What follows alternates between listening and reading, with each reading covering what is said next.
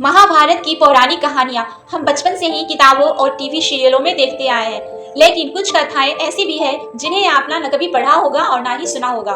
ये कथाएं अपने आप में अद्भुत है। आज इस पौराणिक कथा में हम आपको सुनाएंगे एक कहानी जब हनुमान जी ने भीम को अपने शरीर के 3 बाल दिए। जानिए क्यों।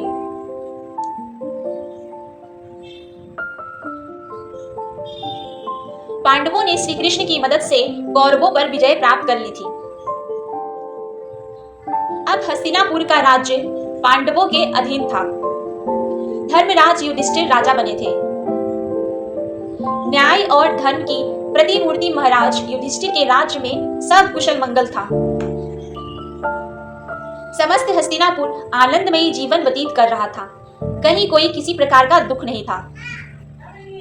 एक दिन नारद मुनि राजा युधिष्ठिर के पास आए और कहा कि महाराज, आप यहाँ वैभवशाली जीवन जी रहे हैं, लेकिन वहां स्वर्ग में आपके पिता बड़े ही दुखी हैं।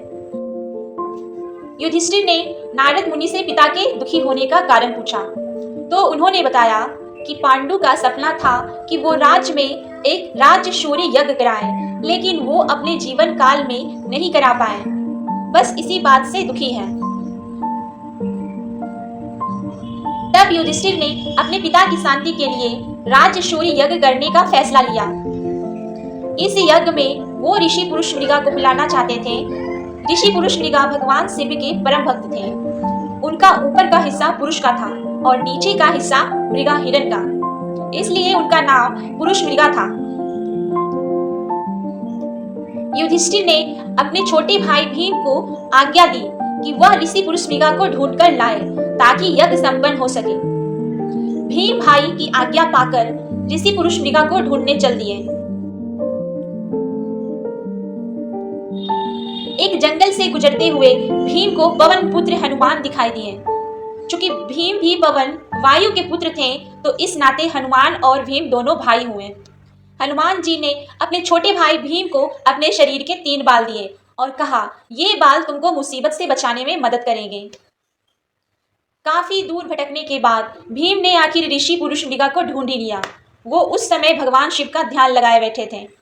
भीम ने जब उन्हें राजशूर यज्ञ में चलने की बात कही तो वो तैयार हो गए, लेकिन उन्होंने भीम में सामने एक शर्त रखी। शर्त यह थी कि भीम को हस्तिनापुर ऋषि पुरुष मृगा से पहले पहुंचना था। अगर पुरुष मृगा भीम से पहले हस्तिनापुर पहुंच गए तो वो भीम को खा जाएंगे। अब चूंकि ऋषि पुरुष मृगा का निचला हिस्सा हिरण का था, तो वे बहुत तेज दौड़ते थे। भीम ने साहस करके उनकी यह शर्त स्वीकार कर ली। भीम ने तुरंत तेजी से हस्तिनापुर की ओर दौड़ना शुरू कर दिया। भीम ने अचानक पीछे मुड़कर देखा तो पाया ऋषि पुरुष मृगा उनके बिल्कुल नजदीक आ चुके हैं। घबराए हुए भीम को अचानक हनुमान जी द्वारा दिए हुए 3 बालों की याद आई। भीम ने एक बाल जमीन पर फेंक दिया। तुरंत उस बाल की शक्ति से बहुत सारे शिवलिंग जमीन पर उत्पन्न हो गए। ऋषि पुरुष मृगा भगवान शिव के भक्त थे, इसलिए अब वो हर शिवलिंग को पूजा करते हुए आगे बढ़ रहे थे, जिससे उनकी चाल धीमी पड़ गई। अब थोड़ी देर बाद भीम ने फिर दूसरा बाल फेंका तो फिर से बहुत सारे शिवलिंग उत्पन्न हो गए। इसी तरह भीम ने ऋषि पुरुष मृगा को पीछे रखने के लिए एक एक कर 3 बाल फेंक दिए, लेकिन जैसे ही भीम महल में घुसने ही वाले थे, तभी पुरुष मृगा ने उनके पांव पीछे से खींच लिए और भीम के पांव महल से बाहर ही रह गए। अब पुरुष मृगा भीम को खाने के लिए जैसे ही आगे बढ़े, तुरंत वहां राजा युधिष्ठिर और भगवान कृष्ण आ गए। तब ऋषि पुरुष मृगा ने युधिष्ठिर ने कहा कि अब आप ही न्याय करें। राजा युधिष्ठिर ने अपना फैसला सुनाया कि भीम के पांव ही महल से बाहर रहे थे, इसलिए आप भीम के सिर्फ पैर खा सकते हैं। युधिष्ठिर के इस न्याय से पुरुष मृगा बेहद खुश हुए और उन्होंने भीम को जीवन दान दिया। फिर मंगल पूर्वक राजशूर यज्ञ संपन्न हुआ और ऋषि पुरुष मृगा सबको आशीर्वाद देकर फिर से अपने रास्ते पर निकल पड़े। क्या आपको यह कहानी पसंद आई? अगर हाँ, तो अपने दोस्तों और फैमिली के साथ जरूर शेयर करें।